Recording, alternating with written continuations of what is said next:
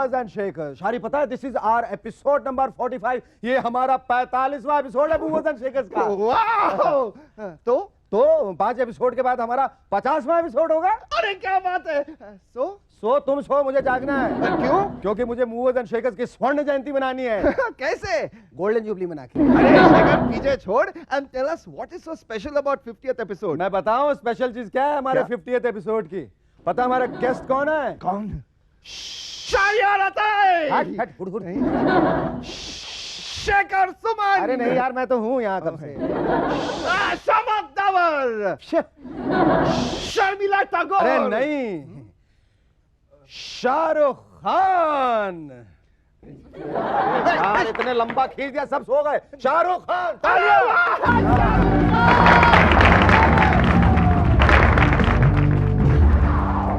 दोस्तों, अपने देश की आबादी इतनी तेजी से नहीं बढ़ी जितनी तेजी से सब्जियों के दाम बढ़े। सब्जियां खरीदना और खाना अब एक तरह का स्टेटस सिंबल बन चुका है।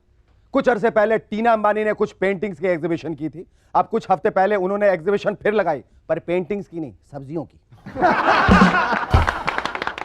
एमएफ हुसैन, जो ब्रश धोकर माधुरी दीक्षित के पीछे पड़े हुए थे, पिछले दिनों मिस दीक्षित को छोड़कर सब्जियों के पेंटिंग्स बनाने में लगे हुए। यहां तक कि जाने माने ज्वेलर त्रिभुवन दास भीम जी भी ज्वेलरी छोड़कर अपने शोरूम में सब्जियां बेचने लगे। उनका कहना है कि सोने के मुकाबले सब्जियों में प्रॉफिट मार्जिन ज्यादा है। और जब हमने अपने सेट की स्टार वैल्यू बढ़ानी चाहिए तो आर्ट डायरेक्टर ने यह किया। Don't go away, stay tuned. Tonight we have the hot rod model of the Gabbar Mix fame, Namrata Barua, and the multi-talented cartoonist, fun star, and actor Jaspal Bhatte. But before that, give a big round of applause to Sharyar and his rubber band.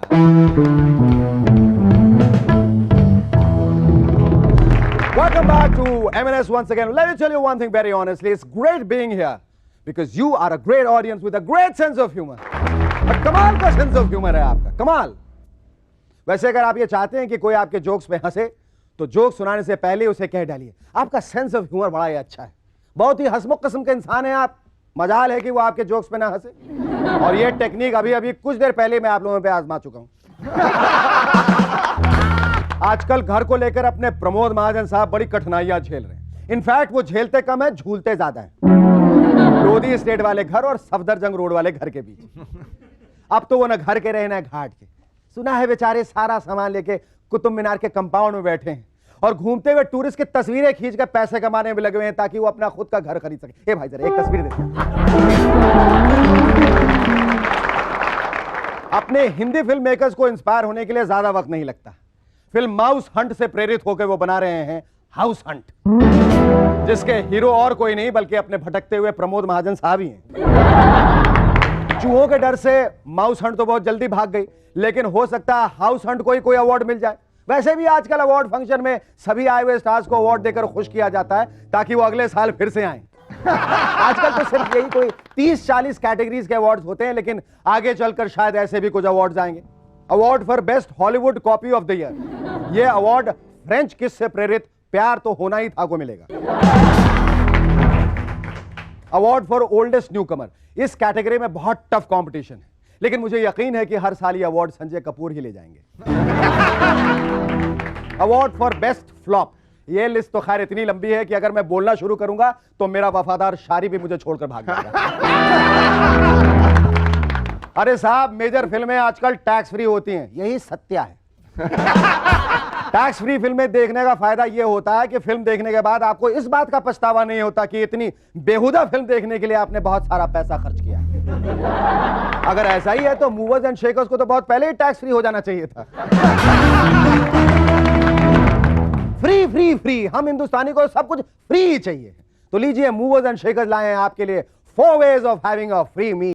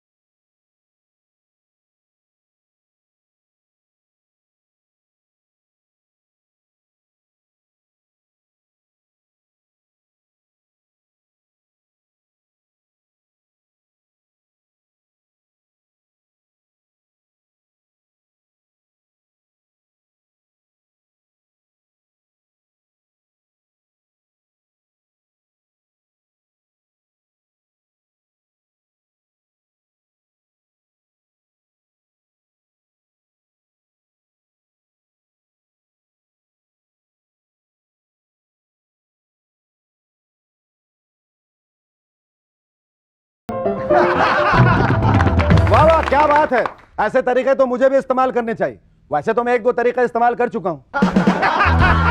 कुछ दिनों पहले लालू प्रसाद यादव जी को film देखने का मन किया और newspaper में उनकी नजर पड़ी गॉडजिला पे, डब्ड इन भोजपुरी।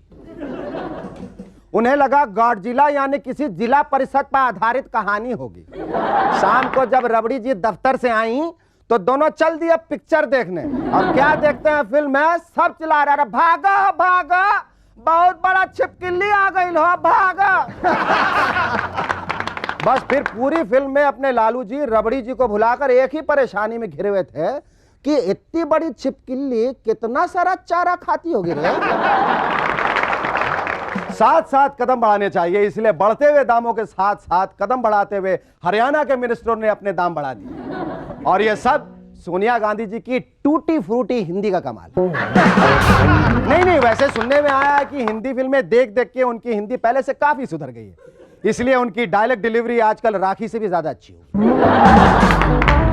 आखिर एक आदमी जिसकी दिहाड़ी सिर्फ 30 रुपए हो तो टमाटर जो 40 रुपीस किलो है कैसे खरीद सकता है? तालियां। पता चला सोनिया जी की हर स्पीच के बाद एक एक करके सभी मिनिस्टर्स अपनी अपनी तनख्वाह बढ़ाते चले जा रहे हैं। इससे तो अच्छा होता कि सोनिया जी नमस्ते बोलने के आगे कुछ सीखती नहीं। Welcome back to MNS once again. मुझे मालूम है आप लोग सोच रहे होंगे ये चिट्ठी किसकी है, कहां से आई है, किसने लिखी। मैं आप लोगों को बता दूं कि लालू प्रसाद यादव जी ने बिल क्लिंटन को एक चिट्ठी लिखी और हमारे एजेंट मोल ने इस चिट्ठी का पहला ड्राफ्ट हमें पहुंचा दिया। तो लालू जी ने यह चिट्ठी बिल क्लिंटन जी को लिखी है। मेरे प्रिय बिलुआ, ये तो तुम समझ ही गए होगे कि ये चिट्ठी हम तुम्हें एक पॉलिटिशियन की हैसियत से नहीं बल्कि तुम्हें अपना छोटा भाई समझकर लिख रहा हूं। छोटा इसलिए क्योंकि अभी तक गुड़ियों से खेलने की आदत तुम्हारी गई नहीं ना। कैंप में जरा फंसा हुआ था इसलिए पहले लिख नहीं पाया, और जो थोड़ा बहुत समय मिलता था वो तुम्हारी भाऊजी है ना, भाभी, रबड़ी को राजनीति सिखाने में चला जाता था। दिस टाइम फसल का ज्यादा दाम नहीं मिला, कहते हैं रिसेशन की वजह से। अब सेशन हो या रिसेशन, लाठी तो हम ही पर पड़ी ना। रिसेशन का बहाना बनाकर तो आजकल हमारी भैंसिया सब भी दूध बहुत कम दे रही है। कचहरियों का चक्कर काट काट के तुम्हारी का दशा हो गई होगी, ये हमसे बेहतर कौन समझ सकता है भाई। हमारी मानो तो तुम भी अपने भाषण में ये बोलना शुरू कर दो कि all American are my brothers and sisters. और ये अगर तुमसे नहीं होता है तो चलसिया के हाथ पीले कर दो, हिलरी भाऊजी को प्रेसिडेंट बना दो और वायग्रा खा के नायग्रा में नहा लो। बाकी सब यहाँ कुशल मंगल है। अब चिट्ठी खत्म करता हूँ बिल्लू, तुम्हारा मौसेरा भाई Lallu. Ladies and gentlemen, please welcome our first guest in Movers and Shakers, the hot model, खूबसूरत और नम्र, नम्रता बरवा।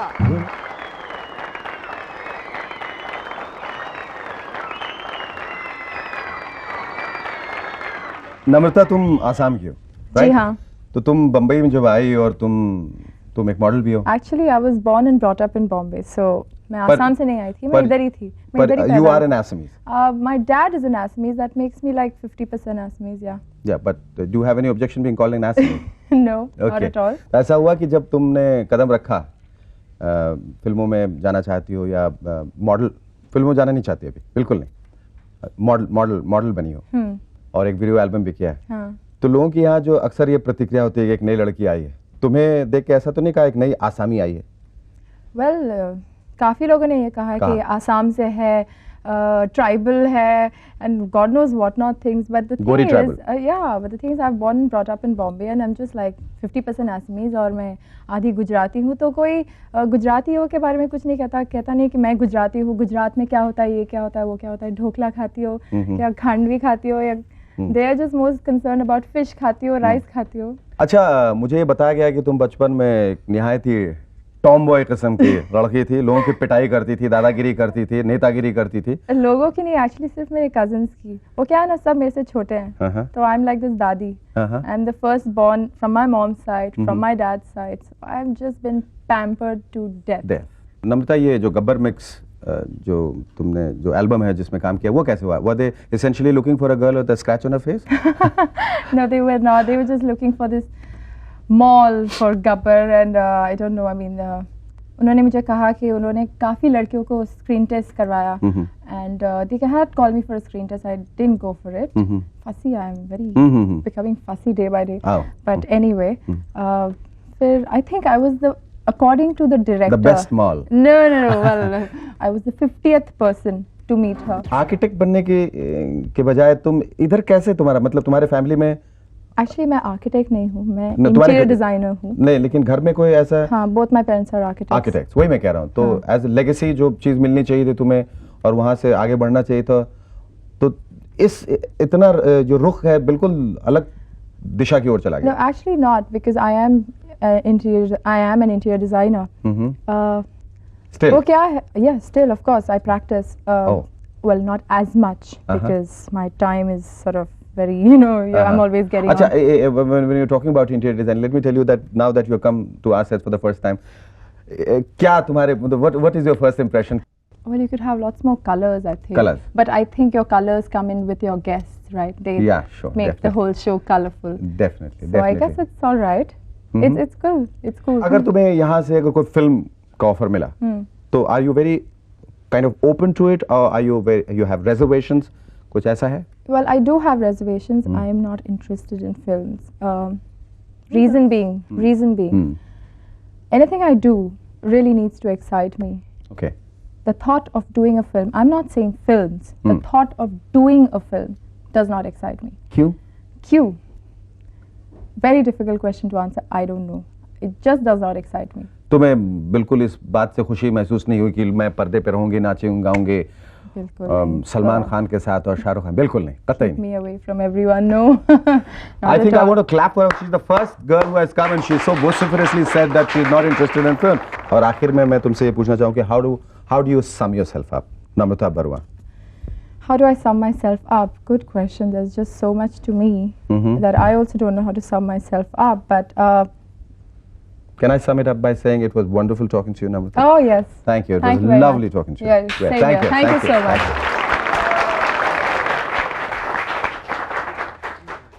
मूवर्स एंड शेकर्स में आज हमारे दूसरे खास मेहमान, दूसरे गेस्ट हिंदुस्तान के मशहूर और प्रसिद्ध फनस्टर, पंस्टर, प्रैंकस्टर, कॉमिक गैंगस्टर हैं.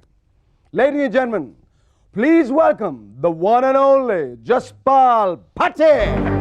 हाँ जी, ये मेरा सामान है. आप ये बताओ कि बेडरूम किधर और टॉयलेट किधर, बाथरूम किधर? सामान, बेडरूम, टॉयलेट. जसपाल जी, आप मूवर्स एंड शेकर्स के सेट पे हैं. ये मेरी चिट्ठी आई थी आपकी, आपकी तरफ से कि मैं आपका खास गेस्ट हूँ, आज मेहमान हूँ. तो मैं मेहमान, ये मेरा सामान. प्रभु, मेहमान का तात्पर्य अर्थ ये है वो जो यहाँ आके कुर्सी पे 5 मिनट तक बैठ के मेरी बकवास सुने. आपने शायद मेहमान का गलत अर्थ निकाल लिया है. नहीं, मेहमान का तो एक ही मतलब होता है, भगवान का रूप. और भाई लस्सी वस्सी मंगाओ यार, पराठा ब्रेकफास्ट. लस्सी? गुरुजी, अब तक यहाँ कोई 80 गेस्ट आ गए, किसी ने लस्सी नहीं मांगी और आप लस्सी? मेरे ख्याल से जसपाल भाई हमारे पहले मेहमान हैं 80 मेहमानों में से जिन्होंने मेहमान शब्द का सही मतलब निकाला है. मेहमान देव भव. लाल बादशाह, तुम जाओ, मैं मृत्युदाता को लेकर जाता हूं. आइए.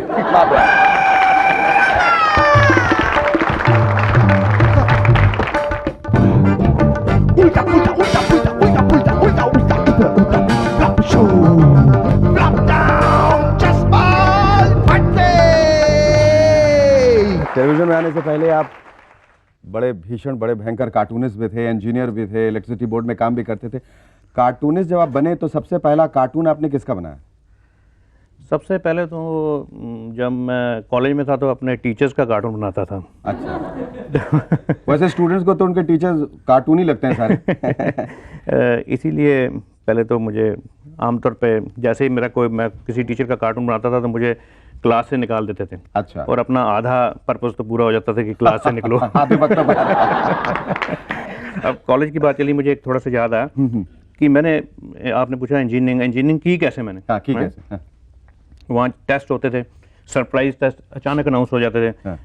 यस नो में आंसर देना है। अगर मतलब यस राइट आंसर आपका नंबर आ गया, वरना 0। वो जैसे ही टेस्ट अनाउंस हुआ, कोई हर एक की कोशिश होती है कि किसी इंटेलिजेंट आदमी के साथ बैठा जाए, इंटेलिजेंट स्टूडेंट के साथ बैठा जाए। तो क्या हुआ, एक दिन टेस्ट अनाउंस हुआ तो मैं जरा भाग के किसी के साथ बैठ नहीं सका, और मैंने इधर उधर देखा, दोनों तरफ एकदम नालायक आदमी बैठे हुए थे। तो मैंने कहा क्या किया जाए, किसकी नकल मारी है। फिर मुझे ध्यान आया, मैंने कहा मेरे साथ जो बैठा है वो तो आज तक कभी पास नहीं हुआ। वो जिसको यस कर देता था मैं नो कर देता था, जिसको वो नो करता था मैं यस कर देता था। और ये फैक्ट है। अच्छा। उसके 4 नंबर आए, मेरे 6 आ गए। अच्छा।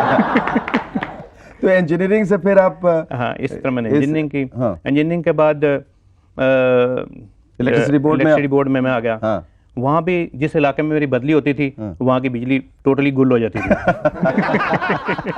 अच्छा, ये फिर बिजली, इंजीनियरिंग, कार्टूनिस्ट से फिर टेलीविजन में, और वो भी सब कुछ उल्टा पुल्टा, फुल टेंशन, ये सब कुछ कैसे मतलब हो गया? बस जी, जैसे उसके बाद मैंने ट्रिब्यून न्यूज़पेपर एक चंडीगढ़ का, वहाँ मैंने कार्टूनिंग शुरू कर दी। 5 साल मैंने कार्टून बनाए। हर साल उनकी सर्कुलेशन डाउन आ जाती थी। और अल्टीमेटली मुझे वहाँ से छोड़ना पड़ा। अच्छा। और फिर मैं यहाँ इधर आ गया। अब टेलीविजन पे आया। हाँ। और इसका क्या एक्सपीरियंस मैं बताऊँ? हाँ। इसका एक्सपीरियंस तो वो बता सकते हैं जिन्होंने मेरे प्रोग्राम स्पॉन्सर किए।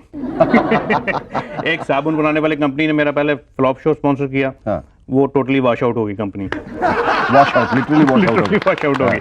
उसके बाद मैंने फुल टेंशन किया, उसको एक कंपनी ने स्पॉन्सर किया। वो तेल बनाने वाली कंपनी थी। फुल टेंशन रही। और फुल टेंशन में जो उनका मालिक था, उनके बाल गायब हो गए। अच्छा, लोग सरदारों के ऊपर बहुत जोक्स मारते हैं, और लेकिन मुझे ऐसा लगता है कि सरदारों का सेंस ऑफ ह्यूमर सबसे अच्छा है, क्योंकि वो खुद अपने बारे में जोक्स मार सकते हैं और लोग बुरा मान जाते हैं। ये कहाँ तक सही? नहीं, बल्कि कोई और किसी और के बारे में जोक्स सुनाए तो सोचते हैं यार हम कहाँ गए भी।